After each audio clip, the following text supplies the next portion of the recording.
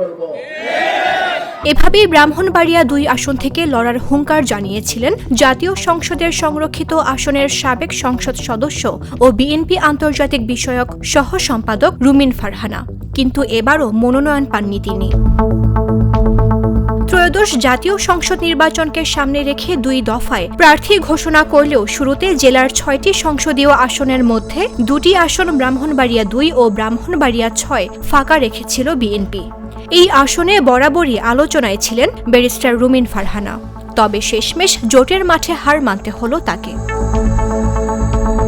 আসন সমঝোতার কারণেই এই আসন জমিয়তে উলামায়ে ইসলামের সহসভাপতি মাওলানা জুনায়েদ আল হাবিবকে ছেড়ে দিয়েছে বিএনপি। মঙ্গলবার গুলশানে দলীয় চেয়ারপারসনের রাজনৈতিক কার্যালয়ে আয়োজিত সংবাদ সম্মেলনে এ তথ্য জানান বিএনপির মহাসচিব মির্জা ফখরুল ইসলাম আলমগীর। ব্রাহ্মণবাড়িয়া ২ সরাইল আসন মাওলানা জুনায়েদ আল হাবিব।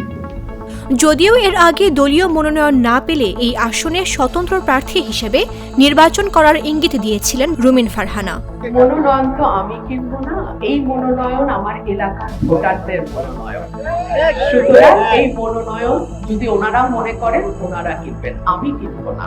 তবে দলের সিদ্ধান্তের বাইরে গিয়ে যারা স্বতন্ত্রভাবে নির্বাচন করবে তাদের বিরুদ্ধে সাংগঠনিক ব্যবস্থা নেওয়া হবে বলে জানিয়েছেন মির্জা ফখরুল। বলেন, জমিয়তে উলামায়ে ইসলাম বাংলাদেশ প্রার্থীরা যেসব আসনে নির্বাচন করবেন বিএনপি সেসব আসনে কোনো প্রার্থী দেবে না। এ সময় বিএনপি মহাসচিব জনগণকে খেজুর গাছ প্রতীকে ভোট দিয়ে ধানের শীষকে শক্তিশালী করার আহ্বান জানান। এবং আমরা যখন চূড়ান্তভাবে নির্বাচনের অন্যান্য আসনগুলো যে বাকি আছে সেটা যখন আমরা ঘোষণা করব সেগুলো তখন এসে যাবে।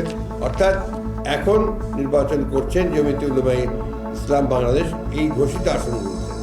এ ব্যাপারে আপনাদের সেখানে আমাদের কোনো প্রার্থী থাকবে না, নিজস্ব প্রতীকী করবে। তাহলে এর বাইরে তো উপায় নেই, এখন ওদের সংগঠনকে নিজের প্রতীকী করতে হবে। এদিকে গণমাধ্যমে দেয়া এক সাক্ষাৎকারে রুমিন ফারহানা নিশ্চিত করেছেন মনোনয়ন না পেলেও স্বতন্ত্র প্রার্থী হিসেবে নির্বাচন করবেন তিনি। সমঝোতায় জোটকে ছেড়ে দেয়া আসনে নির্বাচন করলে দলীয় কোনো কঠিন সিদ্ধান্তের মুখে পড়তে হবে কিনা এমনটা জানতে চাইলে প্রত্যুত্তরে তার সঙ্গে এমন হবে না বলে আশা ব্যক্ত করেন রুমিন ফারহানা। তিনি আরও বলেন, মনোনয়ন কেনার আগেই সম্মানের সঙ্গে দল থেকে পদত্যাগ করে ২-১ দিনের মধ্যেই মনোনয়ন ফর্ম সংগ্রহ করবেন। মামদুহা রাইসা, জাগো নিউজ।